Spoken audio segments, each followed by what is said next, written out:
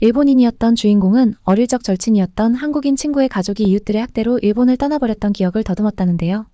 한국이 왜 일본과 사이가 좋지 않는지 알게 되었고, 일본은 왜 그렇게 한국과의 사건들을 감추려 하는지 사실을 알아버렸습니다. 어떤 사건들이 있었고 사실들이 밝혀질지 이야기 시작해보겠습니다.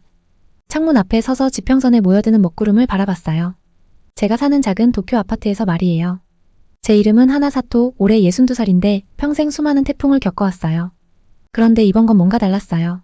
TV에 나오는 기상학자들이 전례 없는 태풍이라고 부르는데 그런 말을 들으면 항상 불안해져요. 제가 재난구호단체를 운영하고 있어서 앞으로 며칠은 정말 힘든 시간이 될 거라는 걸 알고 있었어요. 저와 팀은 태풍으로 피해를 본 사람들을 돕기 위해 밤낮 없이 일해야 할 거예요. 창문에서 눈을 떼고 고개를 돌리니 책상 위에 놓인 오래된 사진이 눈에 들어왔어요. 아마도 10살이나 11살 즈음에 저와 제 절친 수진이가 찍힌 사진이에요. 수진이는 한국 사람이었어요. 그 사진을 볼 때마다 시골에서 보냈던 어린 시절이 떠올라요. 그 시절은 참 단순했어요. 그땐 일본과 한국 사이에 얽힌 복잡한 역사를 몰랐어요. 수진이랑 저는 그저 같이 노는 걸 좋아했던 두 아이였고 서로의 출신이 어디인지는 중요하지 않았어요. 한숨을 쉬며 비상키트를 챙기기 시작했어요. 이 작업은 정말 여러 번 해봤지만 절대 쉬워지지 않네요. 가방에는 손전등, 배터리, 에너지바 몇 개, 구급 상자 그리고 여벌 옷을 넣었어요. 지퍼를 잠그자마자 휴대폰에서 새로운 경고 메시지가 울렸어요. 메시지를 읽고 나서 가슴이 철렁했어요. 태풍이 생각보다 일찍 상륙했대요. 이미 몇몇 지역에서는 큰 피해가 발생했다는 소식이었어요. 깊은 숨을 들이마시며 마음을 가라앉히려 했어요. 앞으로 며칠이 제 인생에서 가장 힘든 날이 될 거라는 걸 알고 있었거든요. 그때 전화가 울렸어요. 아키라였어요. 그는 제 팀의 부팀장이에요. 하나씩 그의 목소리가 긴장으로 가득 차 있었어요. 치바현에서 큰 홍수가 발생했다는 보고가 들어왔습니다. 여러 동네가 이미 물에 잠겼대요. 알았어요. 저는 최대한 차분하게 들리려고 했어요. 팀을 모아주세요. 1시간 안에 출발할게요. 전화를 끊고 나니 다시 수진이 사진이 눈에 들어왔어요. 그녀는 지금 어디서 어떻게 지내고 있을까, 무사할까 하는 생각이 들었어요. 우리가 마지막으로 얘기한 지 정말 오랜 시간이 흘렀네요. 고개를 저으며 그런 생각을 떨쳐냈어요. 지금은 해야 할 일이 있거든요. 저를 믿고 의지하는 사람들이 있었어요. 가방을 챙겨 문을 나섰어요. 바깥에서는 이미 바람이 거세게 불어 나무들이 흔들리고 있었어요. 문을 잠그면서 이웃집 바람종이 다급하게 흔들리는 소리가 들렸어요. 엘리베이터 안에서 휴대폰을 다시 확인했어요. 더 많은 나쁜 소식들이 일본 동부 전역에서 쏟아지고 있었어요. 시즈오카에선 산사태, 가나가와에선 정전, 마치 온 나라가 이 거대한 폭풍에 휩쓸리고 있는 듯했어요. 건물 밖으로 나서자 굵은 빗방울이 떨어지기 시작했어요. 서둘러 차로 가서 가방을 뒷좌석에 던져 넣었어요. 도로는 이미 사람들이 태풍이 본격적으로 몰아치기 전에 집으로 돌아가려는 차들로 붐비고 있었어요. 운전을 하며 라디오를 켰어요. 최신 정보를 들으려고요. 아나운서의 목소리는 무거웠고 태풍의 경로를 설명하면서 이번 태풍이 일본 역사상 최악의 폭풍 중 하나가 될 것이라고 했어요. 점점 미끄러워지는 도로를 조심스럽게 운전하다 보니 또다시 어린 시절 생각이 떠올랐어요. 수진이랑 같이 비 오는 날 무릉덩이를 첨벙거리며 종이배를 만들어 물이 불어난 개천에 띄우던 기억이요. 그러다 문득 그 모든 게 어떻게 끝났는지가 생각났어요. 그때의 속삭임들, 화난 눈빛들, 그리고 결국 수진이네 가족이 우리 마을을 떠난 날까지요. 손을 꼭 쥐고 운전대를 잡았어요. 그때는 정말 이해하지 못했던 많은 것들이 이제야 조금씩 보이기 시작했어요. 우리 단체 본부 주차장에 도착했어요. 이미 다른 차들이 여러 대 와 있었어요. 제 팀이 모이기 시작했고 우리가 맞이할 태풍에 대비해 준비하고 있었어요. 차에서 내리자마자 바람이 저를 거의 쓰러뜨릴 뻔했어요. 빗줄기가 얼굴을 때렸고 멀리서 천둥이 우르릉거리는 소리가 들렸어요. 건물 안으로 서둘러 들어가기 전 마지막으로 하늘을 올려다봤어요. 태풍이 온 거였어요. 그리고 이제 우리가 할 일이 있었죠. 앞으로 며칠 동안 무슨 일이 벌어질지는 아무도 몰라요. 하지만 그게 우리 모두를 바꿔놓을 거라는 건 알겠어요. 우리가 이겨낼 준비가 되었기를 바랄 뿐이에요. 태풍 피해가 가장 심한 지역으로 팀을 이끌고 가면서 수진이와의 추억이 밀려왔어요. 우리는 어릴 때 늘 붙어 다녔어요. 논밭을 뛰어다니고 나무를 타며 세상에 걱정 없이 놀았었죠. 그때는 우리 두 나라 사이의 복잡한 역사를 전혀 몰랐어요. 그냥 두 명의 소녀가 함께 즐기고 있었을 뿐이었어요. 우리 작은 마을은 평소엔 조용하고 평화로웠어요. 모두 서로를 알고 있었고 삶은 느리게 흘러갔죠. 하지만 가뭄이 들면서 모든 것이 변했어요. 아버지와 함께 논을 걸으며 마른 갈색 작물들을 보던 기억이 나요. 공기는 건조하고 먼지투성이었고 사람들의 얼굴에는 걱정이 가득했죠. 그때부터 속삭임이 시작됐어요. 처음엔 신경 쓰지 않았지만 이내 무시할 수 없게 됐어요. 사람들은 무리를 지어 낮은 목소리로 이야기했어요. 다 저들 때문이야 하면서 수진이네 집을 흘깃보곤 했어요. 한국인들이 이 불운을 가져왔어. 이해할 수 없었어요. 수진이네 가족이 날씨에 책임이 있을 리가 없잖아요. 그들도 우리처럼 해가 뜨면 밭에 나가 열심히 일했는데 말이죠. 그런데 갑자기 어른들이 그들을 의심하고 분노의 눈초리로 바라보기 시작했어요. 어느 날 시장에서 타나카 아주머니가 하는 말을 엿들었어요. 저 사람들은 돌아가야 해. 친구에게 쏘아붙이는 소리였죠. 저들이 오기 전에는 우리가 괜찮았잖아. 가슴이 답답해졌어요. 타나카 아주머니는 늘 나한테 친절하셨어요. 내가 장 볼 때 도와드리면 사탕도 주시곤 했는데 어떻게 저런 말을 하실 수 있지? 숨이 차서 수진이네 집으로 뛰어갔어요. 정말이야? 헐떡이며 물었어요. 너희 떠나는 거야? 수진이 눈에 눈물이 고이더니 고개를 끄덕였어요. 아빠가 여기 더 이상 우리한테 안전하지 않대. 수진이 속삭였어요. 그날 밤 잠을 이룰 수 없었어요. 뒤척이며 수진이네 가족을 생각했어요. 왜 사람들은 이렇게 잔인할까? 내 가장 친한 친구가 없으면 나는 어떻게 하지? 다음날 아침 일찍 일어나 수진이네 집으로 달려갔어요. 작은 트럭이 집 밖에 서 있었고 짐과 가구들이 실려 있었어요. 수진이는 문 앞에 서서 겁에 질린 듯 작고 초라해 보였어요. 가지마, 울먹이며 손을 붙잡았어요. 내가 모두에게 말할게. 이해시키겠어. 하지만 수진이는 고개만 저으며 눈물만 흘렸어요. 우린 꽉 끌어안고 편지 쓰기로 연락을 계속하기로 약속했어요. 하지만 트럭이 멀어지며 점점 작아지는 수진이의 눈물 어린 얼굴을 보며 모든 것이 다시는 예전 같지 않을 거라는 불길한 예감이 들었어요. 그 후 며칠 동안 나는 길을 잃은 것처럼 느꼈어요. 마을은 어딘가 더 어두워진 것 같았어요. 마치 수진이가 떠나면서 햇빛도 함께 가져간 것처럼요. 부모님에게 이 일이 어떻게 된 건지 물어보려 했지만 그들은 걱정스러운 표정만 지으며 화제를 바꿔버렸어요. 학교에서도 아무도 수진이네 가족에 대해 말하지 않았어요. 마치 그들이 한 번도 존재하지 않았던 것처럼요. 하지만 나는 잊을 수 없었어요. 빈 책상이나 우리가 함께 올라가던 나무를 볼 때마다 가슴이 아팠죠. 세월이 흐르며 그 아픔은 무뎌졌지만 완전히 사라지지는 않았어요. 가끔 수진이가 어떻게 지내는지 궁금했어요. 우리 마을이 그리울까? 새로운 친구들을 사귀었을까? 행복할까? 이제 수십 년이 지난 지금 태풍 피해 복구 작업을 조율하면서 그 기억들이 다시 밀려왔어요. 주변에 파괴된 모습은 가슴이 아플 정도였어요. 집들은 잔해로 변해 있었고 거리는 성난 강물처럼 변해 있었죠. 하지만 내 팀이 사람들을 돕기 위해 열심히 일하는 모습을 보며 한 줄기 희망이 느껴졌어요. 우리는 무너진 건물에 갇힌 가족들을 구하고 모든 것을 잃은 사람들에게 음식과 쉼터를 제공하며 두려워하고 고립된 사람들에게 위로를 건넸어요. 우리가 사람들을 도울 때마다 수진이가 생각났어요. 그녀의 미소, 그녀의 친절함, 그리고 편견에 맞서던 그녀의 강인함이 떠올랐어요. 밤이 되어 베이스 캠프를 설치하고 나서 나는 수진이와 함께 찍은 오래된 사진을 꺼냈어요. 사진 속 우리의 어린 얼굴은 모든 것이 변하기 전에 행복한 순간에 얼어있듯 미소를 짓고 있었어요. 나는 손가락으로 수진이의 얼굴을 따라 그리며 과거로 돌아가 모든 것을 바꿀 수 있었으면 하고 바랐어요. 하지만 나는 과거를 바꿀 수 없었죠. 내가 할 수 있는 건 더 나은 미래를 위해 노력하는 것이었어요. 어려움 속에서도 사람들이 서로를 배척하지 않는 미래, 우정이 편견을 이길 수 있는 그런 미래요. 다시 결의를 다지며 자리에서 일어나 팀으로 돌아갔어요. 아직 할 일이 많았고 도움의 손길을 필요로 하는 사람들도 많았어요. 그리고 우리가 구할 생명마다, 우리가 친절로 내민 손길마다 나는 수진이의 기억을 기리는 것 같은 기분이 들었어요. 폐허가 된 풍경을 바라보며 나는 조용히 다짐했어요. 사람들 사이에 다리를 놓고 이해와 연민을 키우기 위해 내가 할 수 있는 모든 것을 다하겠다고요. 수진이와 나에게는 이미 너무 늦었지만 어쩌면 우리 같은 우정이 두려움과 오해로 찢어지지 않는 세상을 만들 수 있을지도 모른다는 희망이 생겼어요. 그 생각을 마음에 새기며 깊게 숨을 들이쉬고 다시 일을 시작했어요. 긴 밤이었지만 새벽은 올 테니까요. 그리고 그 새벽과 함께 더 나은 내일에 대한 희망도 함께 올 거예요. 태풍이 남긴 피해는 내가 한 번도 본 적 없는 참상이었어요. 해안 근처 마을들은 완전히 사라졌고 성난 물결에 휩쓸려 사라졌죠. 내륙으로 더 들어가면 거대한 산사태가 집과 가게들을 덮쳤어요. 구조팀을 이끌며 구조작업을 진행할 때 그 재난의 규모는 압도적이었어요. 특히 힘들었던 구조작업 중 하나는 한 노인이 자신이 살던 집에서 갇혀있던 걸 발견했을 때였어요. 잔해를 하나씩 조심스럽게 치우며 그를 구해내면서 인생이 얼마나 허무하고 연약한지 다시 한번 느끼게 됐어요. 마침내 그를 구조했을 때 그가 눈물을 글썽이며 저를 바라보았어요.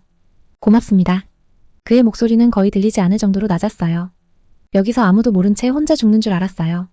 그의 말이 가슴 깊이 와닿았어요. 누구도 잊혀져서는 안 됩니다. 제가 부드럽게 말하며 그를 들것에 눕혔어요. 그날 밤 너무 지쳐 있었지만 잠들 수가 없었어요. 그 노인의 말이 계속 머릿속에서 울려 퍼졌어요. 저는 태블릿을 들어 일본과 한국 사이의 역사에 대해 검색하기 시작했어요. 항상 어느 정도의 긴장이 있다는 건 알았지만 그 이유를 제대로 이해한 적은 없었거든요. 찾아본 내용은 저를 충격에 빠뜨렸어요. 1923년 관동 대지진 학살이라는 사건을 읽게 됐어요. 일본 관동 지역에서 대지진이 발생한 직후에 일어난 일이었어요. 그 혼란 속에서 일본에 살던 수천 명의 한국인들이 살해당했어요. 그들은 지진의 희생자가 아니었어요. 그들을 죽인 건 지진이 아니라 일본인 이웃들이었어요. 저는 계정 하나하나를 읽을 때마다 심장이 뛰었어요. 어떻게 이런 일이 일어날 수 있었을까요? 왜 학교에서 한 번도 이런 걸 배우지 못했을까요? 이야기들은 끔찍했어요. 사람들이 한국인들이 우물을 독살하거나 공격을 계획하고 있다는 거짓 소문을 퍼뜨렸어요. 이 거짓말을 핑계로 분노한 군중들은 한국인 거주지들을 공격했어요. 무고한 사람들을 보호해야 할 경찰과 군대는 종종 이 폭력에 가담하거나 눈감아줬어요. 어릴 적 친구 수진과 그녀의 가족이 떠올랐어요. 그들의 조상들도 이런 공포를 겪었던 걸까요? 내가 어릴 때 우리 마을에 불신이 많았던 이유가 이것 때문일까요? 읽으면 읽을수록 마음이 점점 더 무거워졌어요. 이건 단순한 한 번의 사건이 아니었어요. 수십 년 동안 일본에 있는 한국인들은 차별과 폭력을 겪어왔어요. 그들은 이름을 바꾸고 언어와 문화를 포기해야 했으며 일본 황제에게 충성을 맹세해야 했어요. 일본에서 태어나 자란 사람들조차 외국인 취급을 받았어요. 저는 슬픔과 분노 그리고 부끄러움이 뒤섞인 감정을 느꼈어요. 어떻게 우리나라가 이런 일을 저지를 수 있었을까요? 그리고 왜 이 사실이 나에게서 이렇게 오랫동안 숨겨져 있었을까요? 해가 떠오를 무렵이야 태블릿을 내려놓았어요. 머릿속은 새로운 정보들로 가득 차서 어지러웠어요. 터키에서 봤던 한국 구조팀이 떠올랐어요. 그들은 얼마나 용감하고 자비로웠는지요. 이 고통스러운 역사를 뒤로하고도 일본이 필요로 할 때 그들은 도우러 왔어요. 저는 한 가지 책임감을 느끼게 됐어요. 단순히 과거를 슬퍼하는 것만으로는 충분하지 않았어요. 더 나은 미래를 만들기 위해 뭔가를 해야 한다고 생각했어요. 다시 구조 작업에 나설 준비를 하면서 저는 스스로 다짐했어요. 이 역사를 더 많이 배우고 두 나라 사이의 상처를 치유할 방법을 찾겠다고요. 태풍은 많은 것을 파괴했지만 어쩌면 제 무지를 씻어낸 것일지도 몰라요. 팀원들과 합류하러 가는 길에 저는 새로운 목적 의식을 느꼈어요. 우리는 단순히 집을 재건하고 잔해에서 사람들을 구출하는 게 아니었어요. 두 나라 사이의 신뢰와 이해를 다시 쌓기 위한 첫걸음을 내딛는 중이었어요. 해가 막 떠오르면서 하늘은 예쁜 분홍색과 금빛으로 물들고 있었어요. 하지만 아래쪽은 태풍 때문에 엉망이었죠. 저희 팀은 무너진 건물에 사람들이 갇혀 있다는 전화를 받았어요. 서둘러야 했습니다. 현장으로 달려가는 동안 전날 밤에 들은 일본에서 한국인들에게 일어났던 끔찍한 일들이 계속 머릿속을 맴돌았어요. 그 생각만으로도 속이 메스꺼웠죠. 도착한 건물은 정말 심각해 보였어요. 깨진 콘크리트와 뒤틀린 금속 조각들이 여기저기 널려 있었거든요. 조심해야 했어요. 한 번이라도 실수하면 건물 전체가 무너져 내릴 수 있었고 그 안에 갇힌 사람들도 위험해질 수 있었으니까요. 저희는 잠시 멈춰서 어떻게 해야 할지 고민했어요. 그때 들렸습니다. 안에서 희미하게 들려오는 울음소리. 아직 누군가 살아있었어요. 빨리 움직여야 해요. 팀에게 말했어요. 하지만 아주 조심해야 해요. 작은 실수라도 하면 건물이 무너질 수 있어요. 잔해를 치우기 시작하면서 문득 그해 초에 터키에서 본 장면이 떠올랐어요. 큰 지진이 난 후 터키에 갔을 때 한국 구조대가 어떻게 작업하는지 보았거든요. 그 한국 구조대원들은 정말 대단했어요. 땅이 여진으로 계속 흔들리는데도 조심스럽지만 빠르게 움직였죠. 그런데 제일 기억에 남는 건 그들의 따뜻함이었어요. 구조하는 사람들 한 명 한 명에게 마치 오랜 친구처럼 다정하게 말을 건네며 그들을 위로했거든요. 아무리 무서운 상황에서도 말이에요. 저희도 건물 잔해를 하나하나 조심스럽게 치우면서 그 한국 구조대처럼 하려고 노력했어요. 저희가 왔어요. 갇혀있던 사람들에게 외쳤어요. 혼자가 아니에요. 우리가 꼭 구해줄 거예요. 약속할게요. 몇 시간 동안 작업을 계속했어요. 힘들고 무서웠지만 포기하지 않았어요. 마침내 길을 뚫었어요. 4명의 가족이 눈부신 햇살 속으로 걸어 나왔어요. 엄마, 아빠, 그리고 두 아이였죠. 막내는 7살쯤 된 여자아이였어요. 그 아이를 보니 가슴이 먹먹해졌어요. 어릴 적 친구였던 수진이가 생각났거든요. 의사들이 가족의 상태를 확인하는 동안 아빠가 제 손을 덥석 잡았어요. 그는 떨고 있었어요. 건물이 밤새 끼익끼익 소리를 내며 흔들리는 걸 들었어요. 그가 말했어요. 우린 거기서 죽을 줄 알았어요. 그런데 당신 목소리가 들리면서 우린 살 수 있을 거란 걸 알았어요. 그 순간 눈물이 났어요. 그때 중요한 걸 깨달았어요. 사람들이 함께 힘을 모으고 서로를 배려하면 아무리 힘든 상황에서도 놀라운 일을 해낼 수 있다는 사실을요. 그날 더 많은 사람들을 구조하면서 터키에서 봤던 한국 구조대를 다시 떠올렸어요. 제 팀에게도 똑같이 말하기 시작했어요. 단순히 일이라고 생각하지 말고 우리가 가족이나 친구를 돕고 있다고 생각해보자. 그러자 놀라운 일이 일어났어요. 모두가 지쳤는데도 제 팀원들은 더 열심히 일하기 시작했어요. 그리고 구조된 사람들도 더 빠르게 회복하는 것 같았어요. 우리가 진심으로 그들을 걱정하고 있다는 걸 느꼈나 봐요. 그날 저녁 집을 잃은 사람들을 위한 임시 거처를 마련하면서 젊은 팀원 2명이 이야기를 나누는 걸 들었어요. 난 왜 일본과 한국 사이에 그토록 나쁜 감정이 있었는지 이제야 이해가 안 돼. 이렇게 서로 다른 배경을 가진 사람들이 함께 일하는 걸 보니까 그 옛날의 편견들이 얼마나 어리석은지 알겠어. 그 말을 듣고 저도 모르게 미소가 지어졌어요. 희망이 생겼거든요. 어쩌면 한 사람 한 사람씩 바꿔나갈 수 있을지도 모른다는 생각이 들었어요. 서로 다른 배경을 가진 사람들이 함께 일하는 모습을 바라보면서 오랜만에 희망이라는 감정을 느꼈어요. 이 끔찍한 태풍이 우리 두 나라 사이에 쌓인 오래된 분노와 불신을 씻어낼 수 있을지도 모른다는 생각이 들었어요. 사람들을 돕기 위해 함께 노력하면서 오랜 상처를 치유할 수 있는 시작이 될지도 모른다고요. 어린 시절 친구였던 수진이와 우리의 우정이 생각났어요. 우리 우정은 어렸을 때 끊어졌지만 수진이의 기억을 기리며 그런 우정이 존중받고 더는 파괴되지 않는 미래를 만드는데 일조할 수 있을지도 모른다는 생각이 들었어요. 태풍은 우리나라에 끔찍한 피해를 입혔지만 동시에 오랜 오해를 씻어내는 계기가 되었어요. 이제 우리는 새로운 것을 세울 기회를 얻었죠. 단순히 집과 건물만이 아니라 예전에는 서로 잘 지내지 못했던 사람들 간의 새로운 우정도요. 또 다른 긴 구조 작업이 끝나갈 무렵 피곤했지만 행복했어요. 갈 길은 멀지만 우리가 함께 구한 생명 하나하나가 그리고 서로 돕기 위해 내민 손길 하나하나가 우리가 올바른 방향으로 가고 있음을 증명하고 있었어요. 폭풍은 지나갔고 이제는 함께 일하고 친구가 될 수 있는 새로운 날이 다가오고 있었어요. 제가 구호 활동을 계속 이끌면서 그동안 배운 것들이 머릿속에서 떠나질 않았어요. 터키에서 만난 한국팀의 용기와 우리 두 나라 사이의 아픈 역사가 계속해서 맴돌았죠.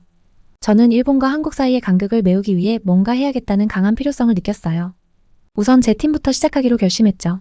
어느 아침 팀에게 말했어요. 우리 새로운 걸 시도해보자고. 터키에서 봤던 한국 팀처럼 일해보자. 우리는 단순히 일을 하기 위해 여기에 온 게 아니야. 사람들과 연결되기 위해 온 거야.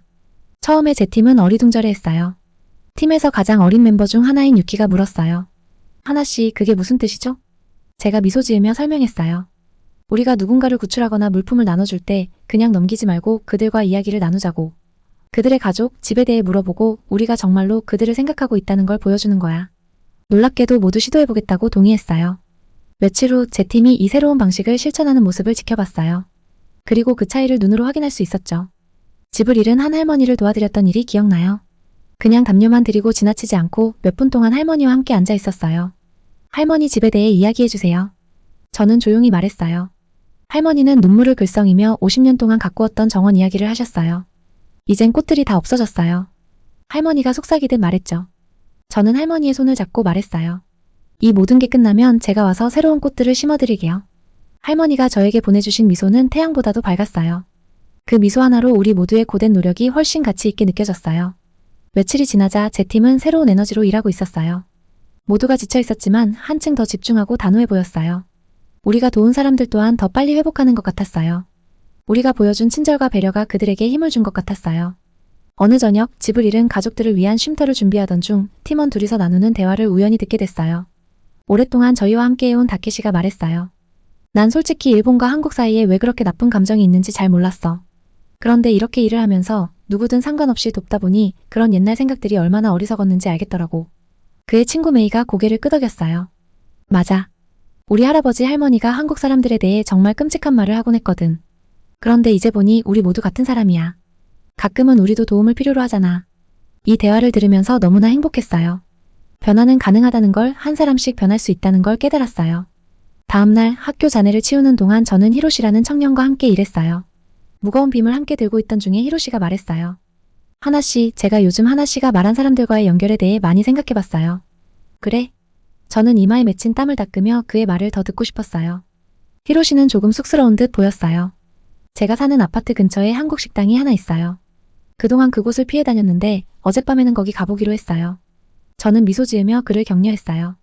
계속 말해달라는 뜻이었죠. 음식이 정말 맛있더라고요. 그가 흥분해서 말했어요. 주인도 너무 친절했어요. 우리 결국 1시간 동안 가족 이야기하면서 대화했어요. 이렇게 멋진 걸 그동안 멍청한 편견 때문에 놓쳤다니 믿기지가 않아요. 그의 말은 제게 큰 희망을 안겨주었어요. 변하는 건 우리 팀만이 아니었어요. 우리의 일이 예상치 못한 방식으로 사람들의 삶에 파장을 일으키고 있었던 거죠. 그날 밤 저는 침낭 속에 누워 피곤하지만 만족스러운 기분으로 수진이 생각났어요. 이 모든 이야기를 수진에게 전해주고 싶었어요. 일본과 한국 사람들이 함께 일하고 친구가 되어가는 모습을 떠올리면 그녀의 눈이 어떻게 빛날지 상상했죠. 그때 결심했어요. 이번 위기가 끝나면 저는 이 협력의 정신을 계속 이어가도록 할 거라고요. 한국의 재난구조팀에 연락해 공동훈련이나 교류 프로그램을 제안할 거예요. 쉽지 않을 거라는 걸 알고 있었어요. 양쪽 모두 저항이 있을 테니까요. 오랜 불신과 상처는 하룻밤 사이에 사라지지 않겠죠. 하지만 모든 여정은 첫걸음에서 시작되잖아요. 잠에 들기 전 저는 오랜만에 희망을 느꼈어요. 태풍은 파괴를 가져왔지만 동시에 무지와 편견을 씻어냈어요. 그 자리에 우리는 새롭고 아름다운 것을 세울 기회를 얻었죠. 일본과 한국의 우정이 예외가 아닌 당연한 일이 되는 미래를요. 내일이면 새로운 도전이 기다리고 있을 거예요. 더 많은 사람을 도와야 하고 더 많은 일을 해야 하죠. 하지만 이제 우리는 마음과 생각을 열고 서로에게서 배우고 함께 성장할 준비가 되었어요. 폭풍은 지나갔고 새로운 날이 밝아오고 있었어요. 태풍이 지나간 후에도 나는 우리의 일이 끝나지 않았다는 걸 알았어요. 분명 우리는 사람들의 생명을 구하고 그들을 도왔지만 나는 더 많은 일을 하고 싶었어요. 터키에서 본 한국 구조팀이 얼마나 잘 협력하는지 계속 생각이 났고, 어렸을 때 친구였던 수진이와 오래된 편견 때문에 우리가 헤어졌던 기억도 자꾸 떠올랐어요. 그래서 한 가지 아이디어가 떠올랐어요. 그 한국 구조팀의 리더였던 진호에게 연락해보기로 했어요. 그에게 이메일을 보내서 이렇게 말했죠. 우리 두 나라는 과거에 문제가 있었지만 재난이 닥쳤을 때 함께 일하면 옛 상처들을 치유해 나갈 수 있다고 생각해요. 이메일을 보낸 후에 긴장이 됐어요.